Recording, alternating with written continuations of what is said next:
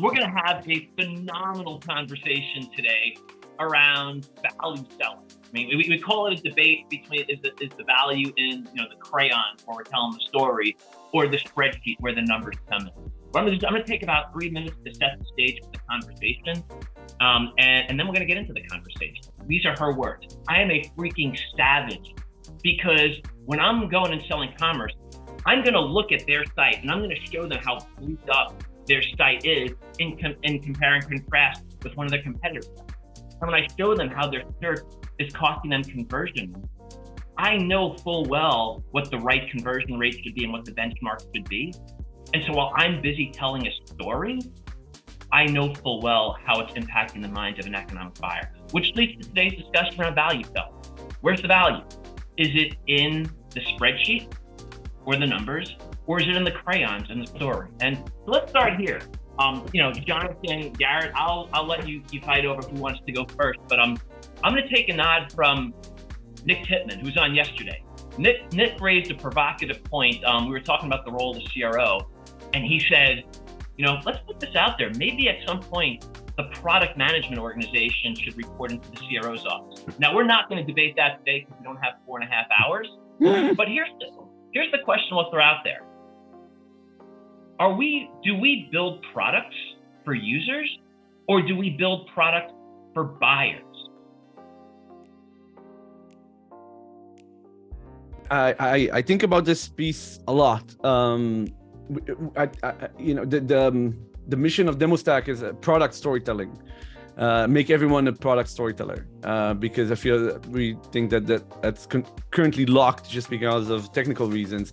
But I think like a big thing, we have a saying that we say all the time. We say the perfect demo is a mirror, and it's all about reflecting the buyer's pain in your product.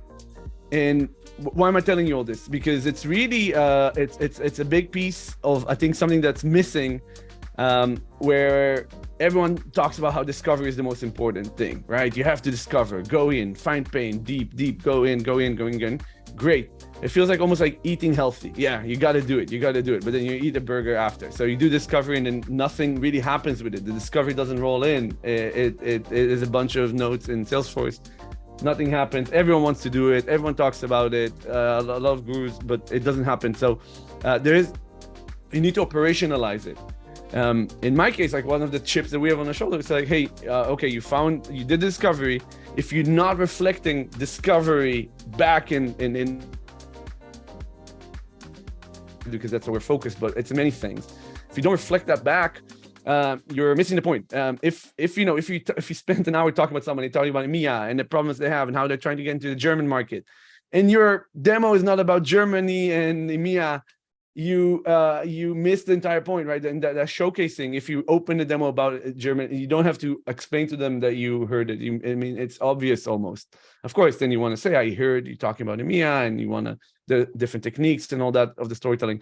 But essentially so I think kind of coming back, the main point is storytelling is the overarching arc. It's the only way that humans can consume vast amounts of information. It has mimetic value. If you think about a story versus, say, a phone number you can't recall 5 seconds after. A story you can recall for your entire life sometimes.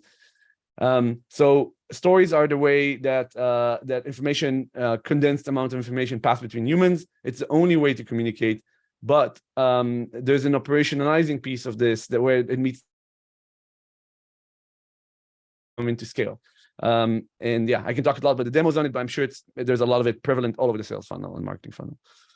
I do think that they need a business case, but I do think there's a difference between ROI and payback period. ROI calculations are in a lot of cases deal killers. I mean, there are stats about that from companies out there that do that kind of thing.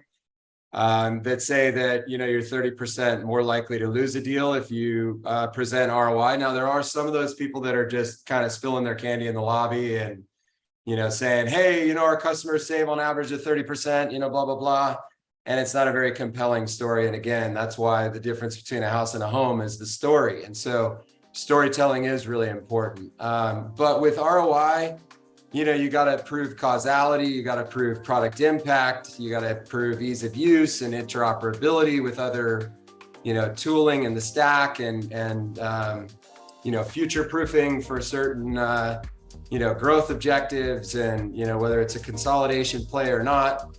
I think ROI calcs can oftentimes, slow a deal down. Now, they oftentimes also will trigger your buyer to know where the margin is. And so you get into these incentives, in other words, discounting.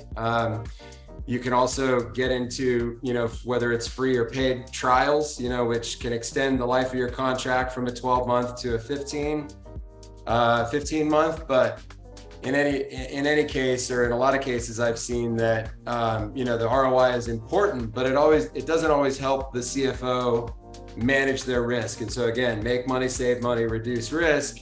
Jonathan hit on make money and save money, but in those situations, in my experience, it doesn't really generate the same desire or feeling to move forward. And that's why payback is gold, because it really does reduce the risk. You think about, a product that costs $1 million.